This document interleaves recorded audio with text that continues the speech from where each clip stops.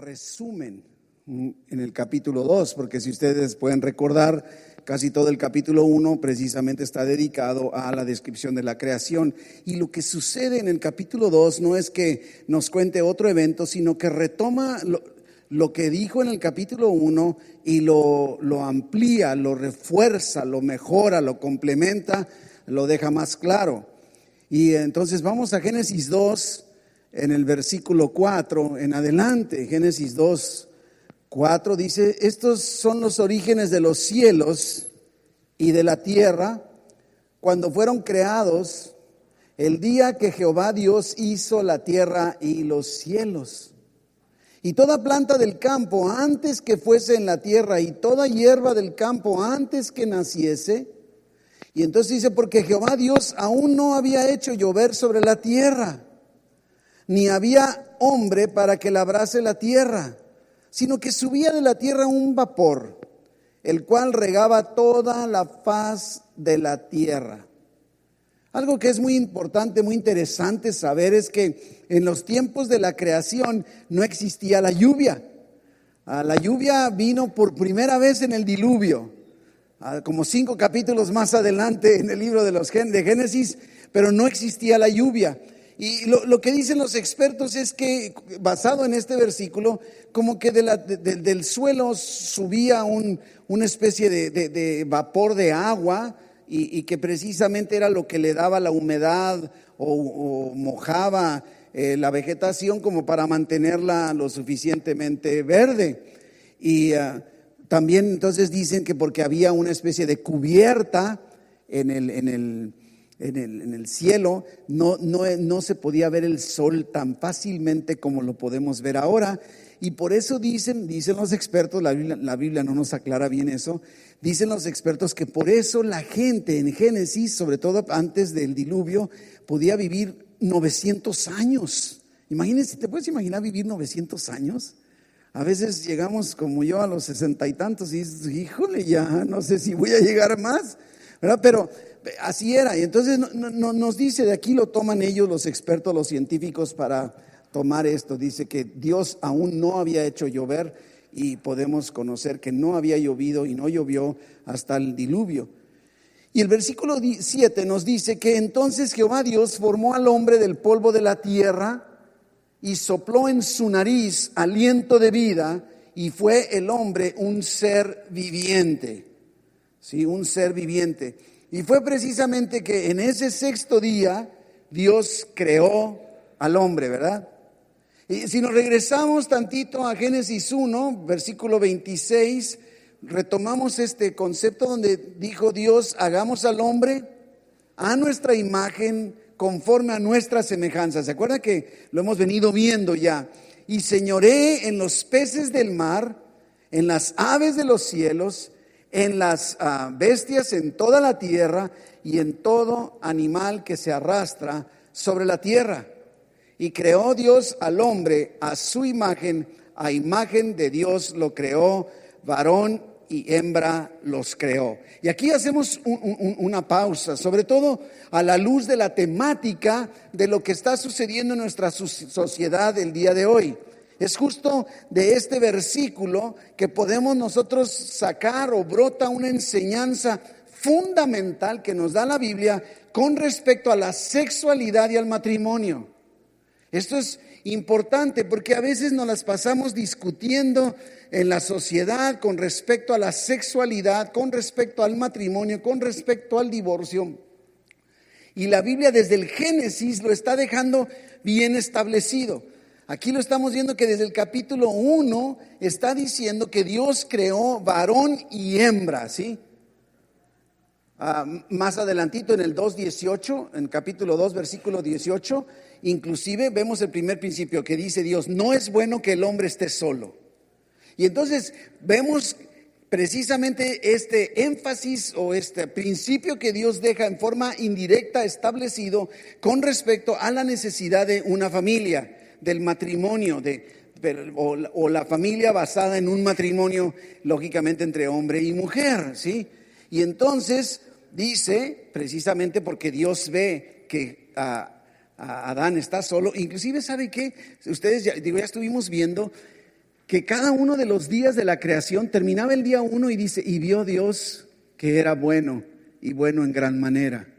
Dios califica cada uno de los días de su creación como bueno, Él mismo lo califica. Pero al final, en el sexto día dice, y vio Dios que no es bueno que el hombre esté solo. Vio algo que no era bueno. Y entonces, ¿qué hace Dios? Lo hace bueno, tiene que hacerlo. Entonces, ¿qué hace? Dice que hizo caer sueño profundo sobre Adán, y mientras éste dormía, mientras Adán estaba dormidito, le dio una anestesia, yo no sé qué le habrá dado Dios. Tomó Dios una de sus costillas y cerró la carne en su lugar, la primera cirugía en la historia de la humanidad, imagínense, ¿no? Y entonces dice, y de la costilla que Jehová Dios tomó del hombre, hizo una mujer. ¿Sabe a mí qué me sorprende? Que desde el momento en que Génesis 1 está diciendo que Dios creó, está utilizando un verbo en el hebreo original que es crear, o sea, creó los cielos, dice, o sea, los creó tomando de la nada. No había nada y de la nada hizo lo que hizo, no sé si me doy a entender. Pero aquí cuando hace a la mujer no utiliza ese mismo verbo.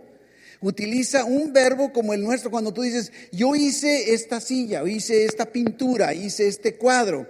O sea, ahí sí Dios toma algo que ya existe y de lo que existe hizo a la mujer. ¿Qué era lo que ya existía para que Dios hiciera a la mujer?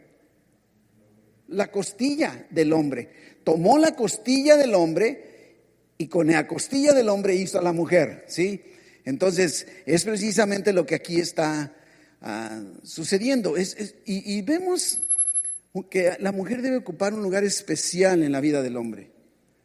Hay un comentario que recuerdo haber leído hace mucho, no sé quién lo dijo, pero creo que habla muy claro sobre esto. Y dice, Dios no creó a la mujer de la cabeza del varón para que ella estuviera sobre el varón. Pero Dios no creó a la mujer de los pies o de un pie del varón para que estuviera por debajo del varón. Lo creó de su costado para que estuviera a su lado. Creo que nos damos cuenta el principio fundamental y la importancia que Dios está dando desde la eternidad, le está dando al valor de la familia y del matrimonio, ¿sí? Así que entonces veíamos en el 1:27 que ya leímos, que creó Dios al hombre a su imagen, a imagen de Dios lo creó. Y luego ese es el segundo punto que hay que ver que habla la Biblia. Varón y hembra los creó. Varón y hembra. No dice que hizo dos hombres ni que hizo dos mujeres, un hombre, una mujer, ¿sí? Adán y Eva. No creó nada. Dios no crea ambigüedades. Esto es bien importante que no perdamos de vista, ¿sí? Eso es el justo, un hombre y una mujer, y es justo de lo que está hablando la Biblia en todo, desde un principio, desde Génesis lo estamos viendo, ¿sí? Y entonces dice Génesis 2:24, el mismo pasaje dice, por tanto dejará el hombre a su padre y a su madre y se unirá a su mujer y serán una sola carne. Ahora, ¿por qué hablar del papá y la mamá? O sea, ¿acaso Adán y Eva tenían papá? No tenían papá ni tenían mamá. ¿Qué está haciendo Dios? Estableciendo un principio del establecimiento o de la estructura de la familia y del comportamiento. Tan es así que Jesucristo en en Mateo 19 lo refuerza de nueva cuenta y lo toma para hablar acerca del argumento que le daban los fariseos con respecto al divorcio, ¿verdad? Entonces, es muy importante, aunque Adán no comprendía bien todo lo que estaba sucediendo. Adán no podía comprender. Dios se estaba refiriendo a la formación del hogar y de la familia. Este es nuestro fundamento bíblico para hablar de la familia formada por un matrimonio entre un hombre y una mujer, ¿sí? Este es el fundamento sobre el cual Dios estructura la sociedad y la familia, ¿sí? Así que precisamente Jesús en los fariseos cuando le dicen, bueno, podemos divorciarnos, y entonces Jesús en Mateo 19, como yo le decía inclusive, ya no son dos, ahora son una sola carne. Lo enfatiza, y por eso Jesús dice en Lucas, y lo que Dios une, nadie lo separe. Y aquí nos damos cuenta entonces, fíjese que son principios sobre los cuales debemos fundamentar toda nuestra estructura social en donde quiera que estemos. Es el matrimonio entre un hombre y una mujer, y es un matrimonio que la intención original de Dios es que perdure hasta que la muerte los separe. Y esa unión matrimonial hace que los dos, hombre y mujer, se hagan una sola carne.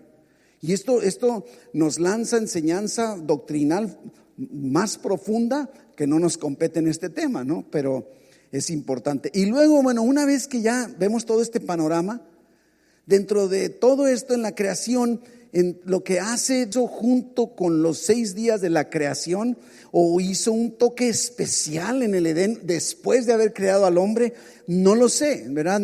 No hay mucho detalle, pero sí nos dice los orígenes de los cielos y de la tierra cuando fueron creados. El día que Jehová Dios hizo la tierra y los cielos. Y toda planta del campo antes que fuese en la tierra, y toda hierba del campo antes que naciese, porque Jehová Dios aún no había hecho llover, ¿se acuerda que lo leímos? Sobre la tierra, ni había hombre para que la labrase, sino que subía de la tierra un vapor el cual regaba toda la faz de la tierra. Y continúa el versículo 8 dándonos más detalles del Edén. Dice, y Jehová Dios plantó un huerto. Se fija, aquí da la impresión de que estaba la creación y luego se dedicó a hacer un huerto, porque se plantó un huerto en Edén, al oriente, y puso ahí al hombre que había formado, ¿sí? Y Jehová Dios hizo nacer de la tierra todo árbol delicioso a la vista y bueno para comer. ¿Ha visto árboles bonitos, sobre todo aquellos que producen un fruto? Yo no sé, pero a mí siempre me ha llamado mucho la atención en los árboles el cerezo. ¿No ha visto?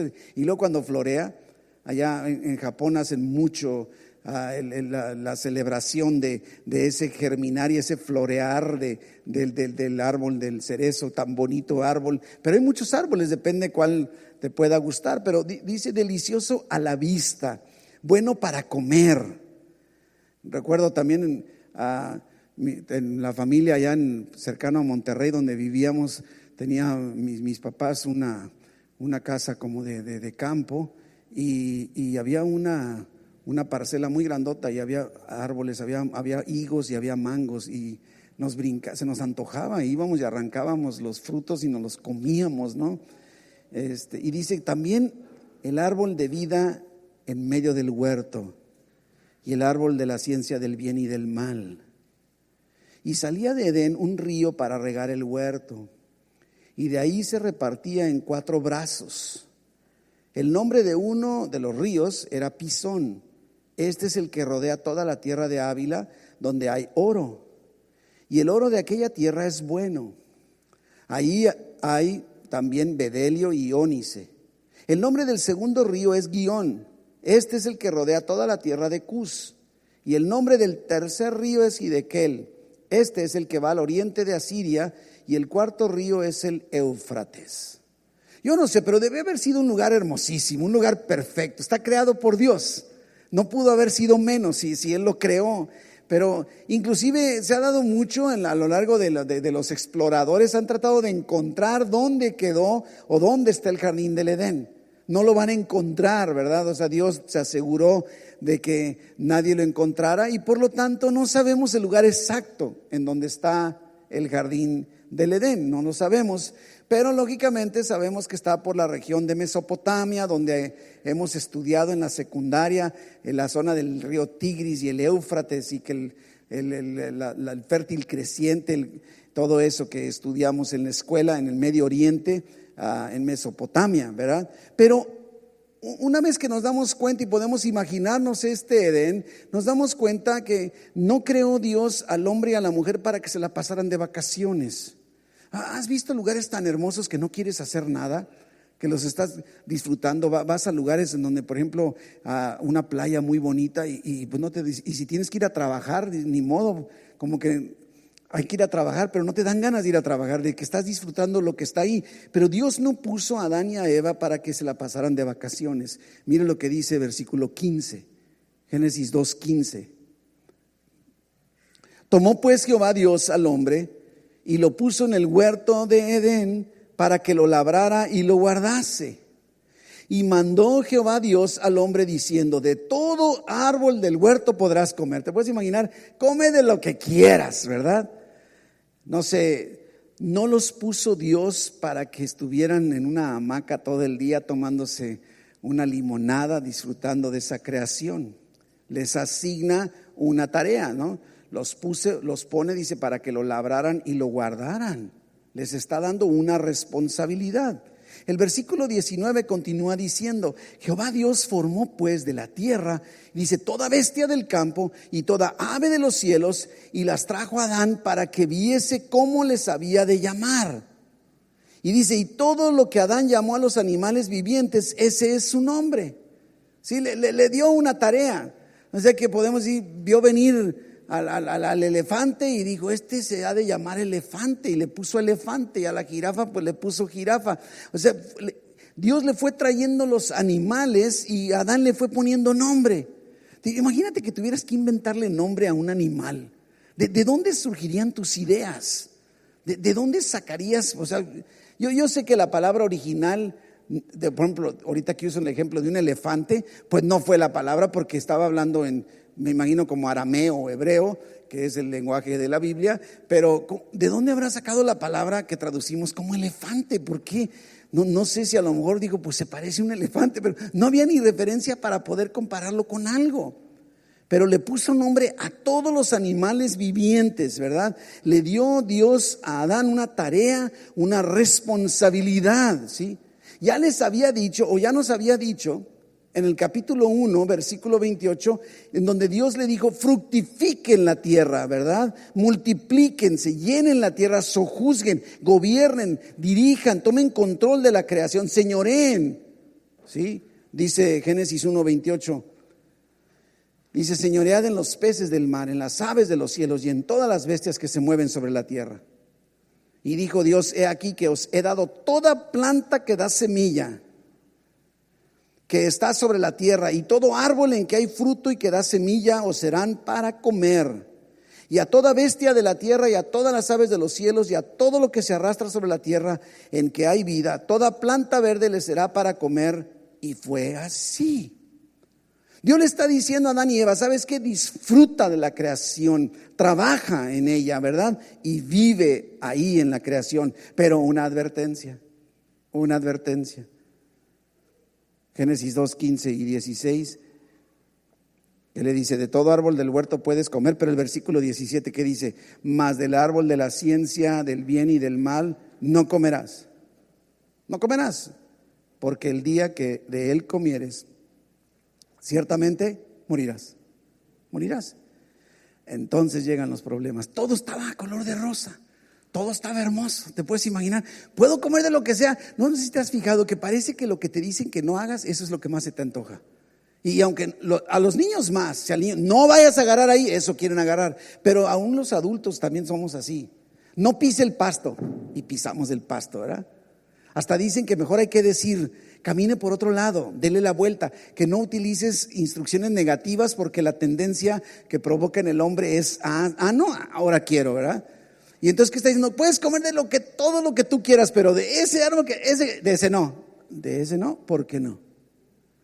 Es una reacción, puede parecer infantil, pero la tenemos como adultos, ¿verdad? Y conocemos bien lo que sucedió. Hemos escuchado algunas cosas. Génesis 3 nos describe todo lo que sucedió, pero todo estaba, como decimos, en su punto. Todo estaba en una condición ideal para que Adán y Eva pudieran tener una relación profunda con Dios. Nada estorbaba más, hijita. Bueno, gracias a ellos traemos una naturaleza de pecado. Ahorita lo vamos, sí, claro que sí. No que por ellos estamos pecando, pero traemos una naturaleza que heredamos, y esa naturaleza es la que nos hace. Y es ahí donde viene Cristo a darnos una nueva naturaleza. Y entonces ahora digo, tengo la vieja naturaleza que recibo de Adán y tengo una nueva naturaleza que recibo de Cristo. Ahora, ¿en cuál quiero andar? Y yo decido. Entonces digo, yo quiero andar en la nueva naturaleza. No quiero hacerle caso a la vieja, pero ahí la traigo. No a la vieja, sino a la vieja naturaleza, ¿verdad? Que esté dando lata. Pero sí, diríamos de alguna manera, gracias a ellos estamos viviendo como vivimos ahora, ¿no? Ellos tenían la decisión o la libertad de decidir. Porque ahí podríamos decir, ¿por qué Dios permitió? Bueno, porque si no, entonces de alguna forma hubiera Dios creado robots o títeres. Pero Dios creó, y al grado que nos creó el día de hoy a nosotros y nos da la libertad de decidir. Nosotros tenemos esa libertad de decidir. Y Adán y Eva decidieron, escogieron, tomaron su decisión. Sí, Adán y Eva acabaron pecando, desobedecieron. Mande. Si Adán y Eva no hubieran pecado, estaríamos todos viviendo en la perfección, en el mundo que Dios va a venir a restablecer en su segunda venida. Estaríamos viviendo como en un Edén, sin pecado, ¿no? Si es que no hubieran, aunque quién sabe si podríamos también decir esto: si Adán y Eva no hubieran pecado, a lo mejor yo hubiera pecado, porque nos daba la libertad de hacerlo. Sí, así como Adán y Eva tenían la libertad de decidir comer o no comer, tú también podrías haber dicho, lo hubieras visto y haber dicho, porque ahí dice que Eva lo empezó a ver y dijo, esto se ve sabroso. Lo empezó a ver, saborear, lo vio y hasta que le pegó la mordida. ¿Sí me doy a entender? Y eso que hizo, esto es bien importante, que así como Adán y Eva cayeron, todos estamos en la misma condición, hubiéramos pecado. No sé si me doy a entender, porque somos humanos y ahí está debilidad. Así es que desobedecieron, como decimos, víbora entrometida, ¿sí? El diablo. Ahora, algo bien importante, que algo tocaba el pastor Abel la semana pasada. El diablo es un ser creado, Dios no fue creado por nadie. ¿Se acuerda que desde la primera Dios creó al diablo, pero nadie creó a Dios? ¿Se acuerda que hablábamos, que decíamos Dios es? O sea, Dios es. ¿Se acuerda que eso insistió mucho el pastor Abel en ese sentido? Dios es, no podemos decir empezó a ser. Dios no empezó a ser, Dios ha sido. Qué difícil es comprender la eternidad, pero así es. En cambio, el diablo es un ser creado. Dios creó los ángeles. Y podemos darnos cuenta que en esa creación de los ángeles, Dios decidió también a los ángeles darles cierta capacidad de decidir, de tomar. Esto es lo que más avanzado en teología le llaman libre albedrío, o sea que puedes tomar la decisión que tú quieras tomar. Claro está que las consecuencias se dejan venir, ¿verdad? Entonces, este ser creado, el diablo, se rebela contra Dios. Y se acuerda que, mande. No, dime.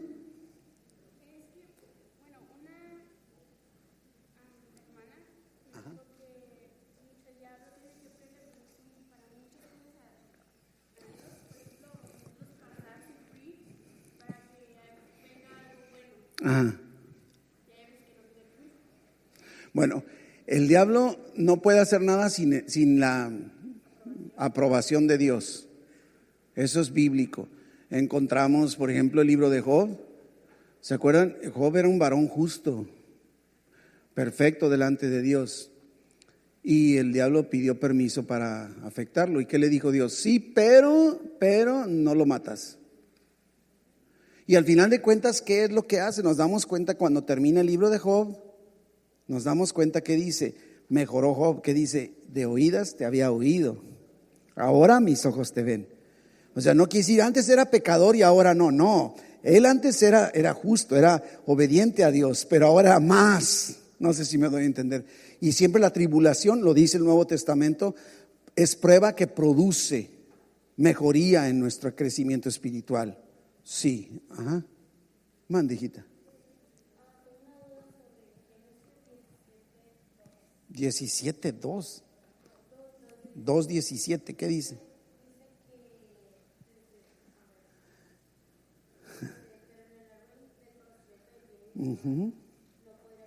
Sí, vas a morir. Ajá. Ahorita lo vamos a, exactamente, vamos a ver que sí murieron, nada más vamos a ver qué tipo de muerte fue. Sí, ahorita me espera tantito, si no lo aclaro, de todas maneras me dices, ¿no? Pero sí lo vamos a tocar. El punto está que lo que quiero ahorita enfatizar en ese orden, estábamos en el diablo. No hay que darle mucha importancia al diablo. El diablo se rebela y entonces Dios lo lanza en castigo, lo lanza a la tierra, y aquí anda haciendo lo que se le pega la gana, ¿sí? Y anda fastidiando, y es por eso que en realidad uno de los aspectos que se tiende a ver es que vemos al diablo y a Dios, mucha gente así lo ve, como si fueran dos fuerzas que están luchando en igualdad de circunstancias. No. O sea, sí es cierto que el diablo está luchando contra las cosas de Dios, pero no le llega a Dios.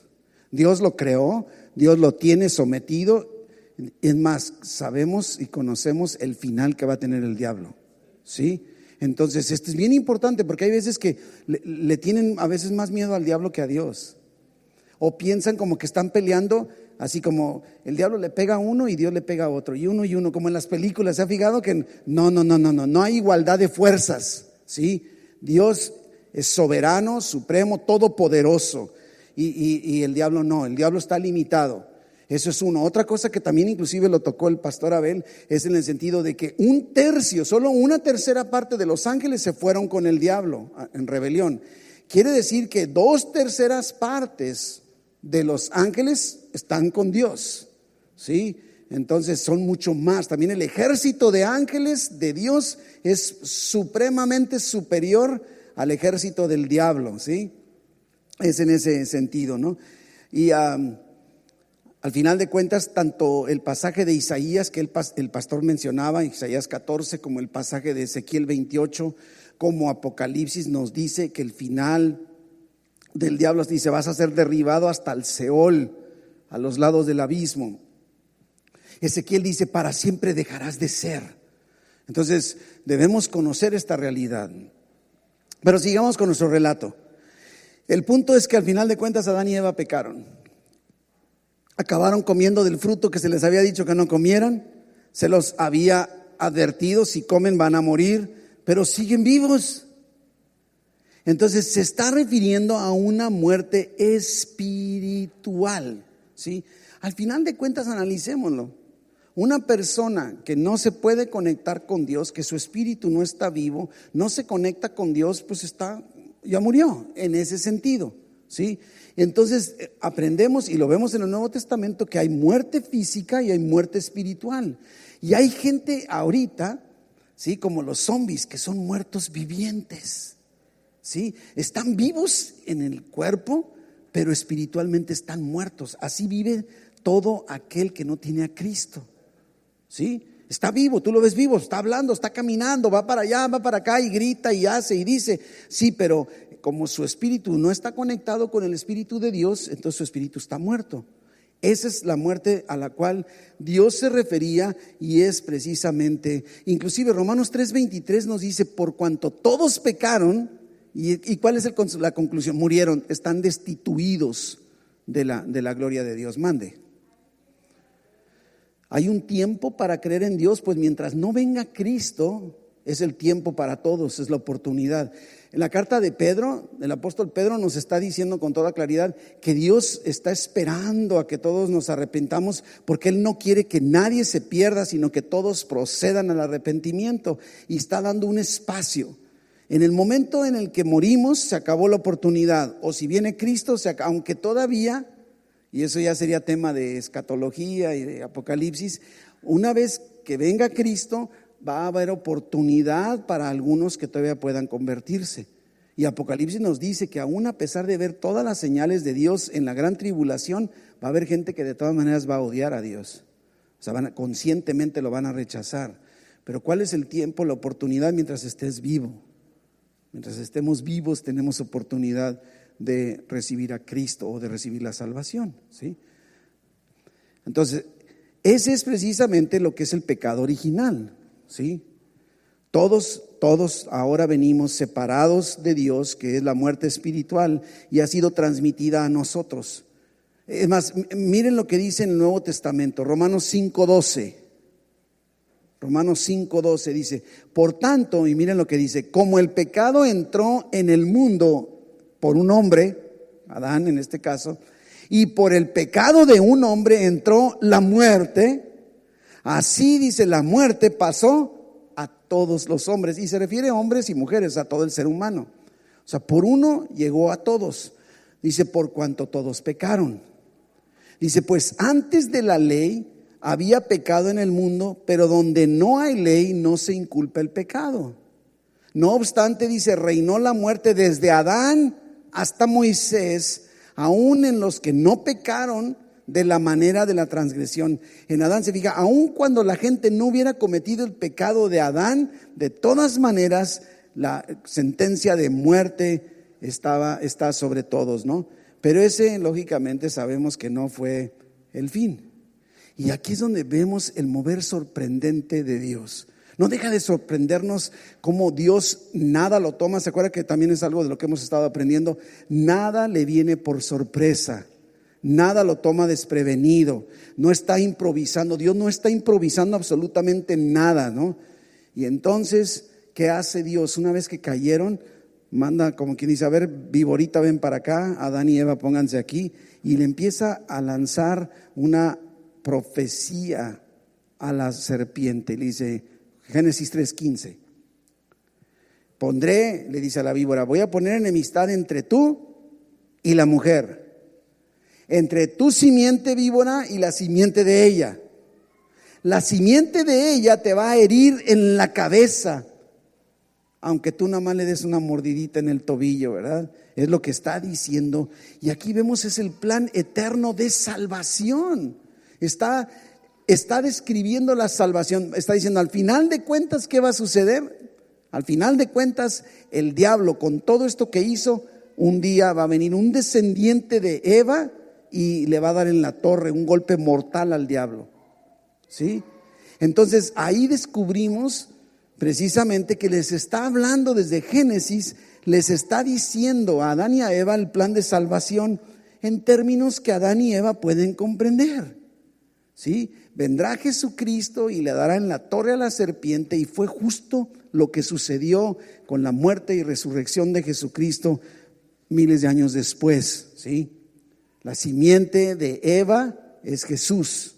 Al final de cuentas, nada más estaba Adán y Eva. Todo ser humano viene de Adán y Eva. No sé si me doy a entender. Entonces vemos precisamente el sacrificio de Jesús en la cruz, su muerte, el derramamiento de sangre. Inclusive, ¿qué hizo Dios con Adán y Eva una vez que ya lanzó su palabra profética de advertencia sobre la víbora? Dice que Dios fue y vistió a Adán y a Eva con pieles, porque ellos andaban vestidos con taparrabo de hojas de árboles, ¿se acuerda? Y Dios los vistió. Entonces nos damos cuenta, aquí vemos una ilustración muy clara de cómo Dios hace, como quien dice, el primer sacrificio de animales. Tuvo que haber habido derramamiento de sangre, y con esas pieles de esos animales les confeccionó ropa para que vistieran. El primer sacrificio con derramamiento de sangre para traer el perdón sobre de ellos. Como Dios, sabiendo todo y teniendo todo en su eterno plan, lanza mensajes simbólicos y acciones simbólicas que apuntan todo al sacrificio de Cristo, aún desde el Edén, ¿sí? Desde el Edén, ¿sí? Y gracias al sacrificio de Cristo, el precio de nuestro pecado quedó saldado. Miles de años después, pero se hizo, ¿sí? Y precisamente fue que la muerte de Cristo lo hizo posible. Y entonces dice, por ejemplo, 2 de Corintios 5:21, nos vamos al Nuevo Testamento, y dice, hablando de Jesús, al que no conoció pecado, hablando de Jesús, Dios lo hizo pecado. O sea, no que lo haya hecho pecar, sino cargó todo el pecado de la humanidad sobre Jesús, y dice, para que nosotros fuésemos hechos justicia de Dios en Cristo Jesús.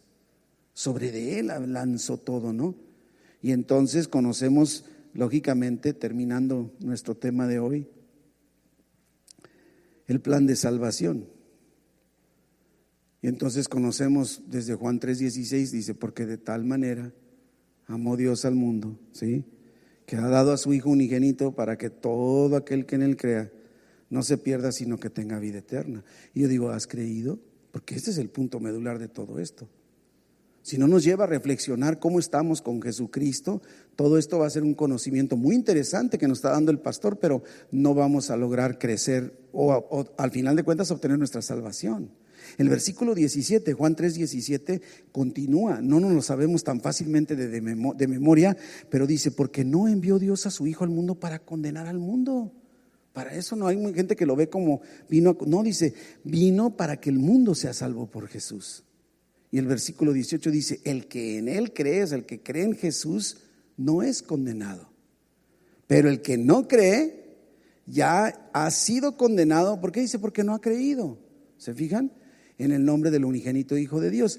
No es, y esto es bien importante que visualicemos, Dios no está al final de cuentas, porque a veces dicen, ¿por qué Dios manda a la gente al infierno? Dios no manda a nadie al infierno, va a mandar solo al diablo. Inclusive dice la Biblia con toda claridad que el infierno fue creado para el diablo y sus ángeles. Ahora, si alguien quiere irse con el diablo al infierno, pues que se vaya al infierno, ¿verdad? Pero Dios no manda a nadie. Está diciendo, si tú crees, tienes vida eterna. Si no crees, entonces tú solito estás decidiendo irte. Y entonces por eso les pregunto, ¿qué has hecho con esta? ¿O qué vas a hacer con esta realidad? ¿Tienes a Cristo en tu corazón? ¿Has puesto tu fe en Cristo Jesús? ¿Has creído en Jesús como tu Señor, como tu Salvador, como para que precisamente tengas esa vida eterna? Y termino con este pasaje de Primera de Juan, capítulo 5, versículo 11. Y dice, y este es el testimonio, que Dios nos ha dado vida eterna, y esta vida está en su Hijo. El que tiene al Hijo, tiene la vida. El que no tiene al Hijo de Dios, no tiene la vida eterna. Y yo entonces pregunto, ¿tienes al Hijo de Dios? ¿Tienes la vida eterna? Para que precisamente en este de eternidad a eternidad, del mover de Dios, nosotros aseguremos nuestra postura y nuestro futuro eterno junto con Él. ¿Sí?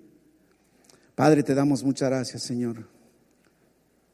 Y aún a la carrera y tratando de avanzar sobre este tema, Padre, pero gracias porque podemos darnos cuenta que no hay nada complicado para ti, que tú eres soberano, que tú gobiernas por sobre todas las cosas, de la eternidad a la eternidad, y que tú has decidido incluirnos en tu plan eterno, porque es tu deseo tener compañerismo, relación con nosotros, Padre.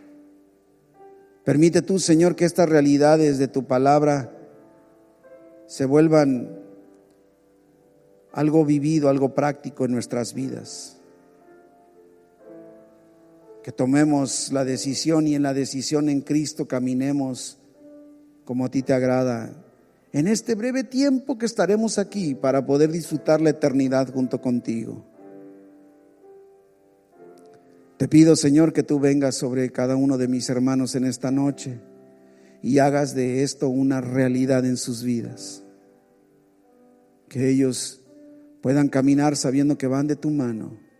Guíales el resto de esta semana. Háblales, Padre, manifiéstate en sus vidas. Guárdales, protégeles y bendíceles, mi Dios, en el nombre de Jesús. Amén, amén. Dios les bendiga. Nos vemos entonces para este tema el próximo miércoles. Ya estará el pastor otra vez.